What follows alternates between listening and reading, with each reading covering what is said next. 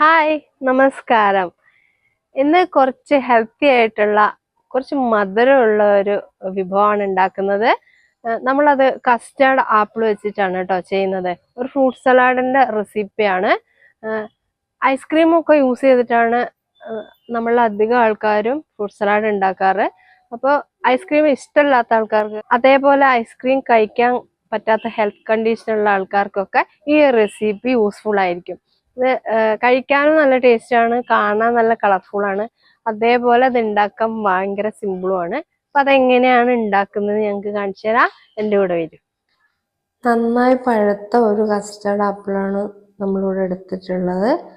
ഇനി അതിൻ്റെ ഉൾഭാഗത്തെ ഫ്ലഷ് നമുക്ക് എടുക്കണം, കുരുവും തോലും ഒക്കെ മാറ്റണം.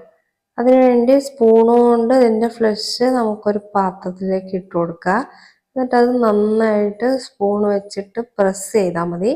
അപ്പോൾ നമുക്ക് അതിൻ്റെ ഫ്ലഷ് മാത്രം കിട്ടും, കുരുകൾ എടുത്ത് കളയാനും പറ്റും കേട്ടോ.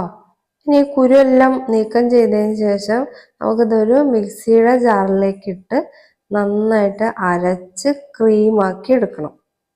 കസ്റ്റാർഡ് ആപ്പിൾ നല്ല ക്രീം പരുവത്ത് കിട്ടിയിട്ടുണ്ട്. ഇത് നമുക്കൊരു പാത്രത്തിലേക്ക് മാറ്റാം. ഇനി ഇതിലേക്ക് ചെറുതായി മുറിച്ച കുറച്ച് ഫ്രൂട്ട്സ് കൂടി ചേർക്കാം കേട്ടോ. നിങ്ങൾക്ക് ഇഷ്ടമുള്ള ഫ്രൂട്ട്സ് ചേർക്കാം. ഞാനിവിടെ മാതളവും പപ്പായയും അതേപോലെ ആപ്പിളുമാണ് ചേർത്തത്.